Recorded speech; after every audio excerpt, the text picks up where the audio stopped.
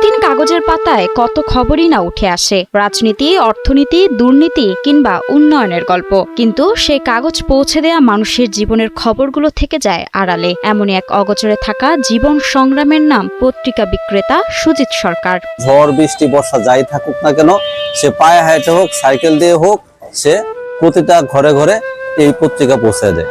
২৬ বছর সাইকেলের চাকা ঘুরলেও ভাগ্যের চাকা ঘুরেনি সুজিতের। প্রতিদিন বাড়ি বাড়ি, দোকান, অফিসে ছুটে চলেন কোনো ছুটি ছাটা ছাড়াই। সাইকেলের চাকা যেমন ঘুরে তেমনি ঘুরে তার নিরন্তর পরিশ্রম। কিন্তু জীবন যেন আজও থেমে আছে একই জায়গায়। সময় ভাবি যে আমার যে অবস্থা আমার ছেলের কি হয় কিনা, আমি অনেক সময় টেনশনে করি, কিন্তু কালি উপরে দোয়া করি, আল্লাহ তুমি আমার আমি তো লাভ করতে টাকা, কিন্তু আমার ছেলের মেয়েটার লেখাপড়া করাই। সুজিতের পরিবারে রয়েছে নিজের মা, স্ত্রী ও ৩ সন্তান। মাস জুড়ে পত্রিকা বিক্রি করে ১২ থেকে ১৩,০০০ টাকা আয়ে চলে সংসারের খরচ ও সন্তানদের পড়াশোনা।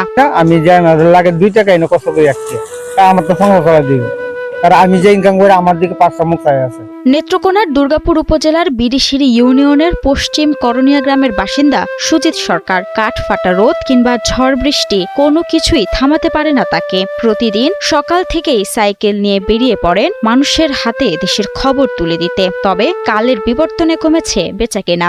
সে একজন খুবই ভালো এবং ভালো মনের মানুষ। তার একমাত্র আয় এই পত্রিকা বিক্রি করা। বর্তমান যুগে তার আয়ের অবস্থা খুবই খারাপ, কারণ মোবাইলের কারণে অনেকে এখন আর এই পত্রিকা পড়ে না, যার দরুন তার পত্রিকা বিক্রিও কমে আসছে। এখন এমন দশা যে জীবনের ন্যূনতম চাহিদাগুলো যেন পূরণ হয় না। তবুও সন্তানদের লেখাপড়া আর পরিবারের মুখে হাসি দেখায় তার একমাত্র স্বপ্ন। আর আক্ষেপ, সরকারি কোনো সহযোগিতা পেলে হয়তো জীবন আরেকটু সহজ হতো।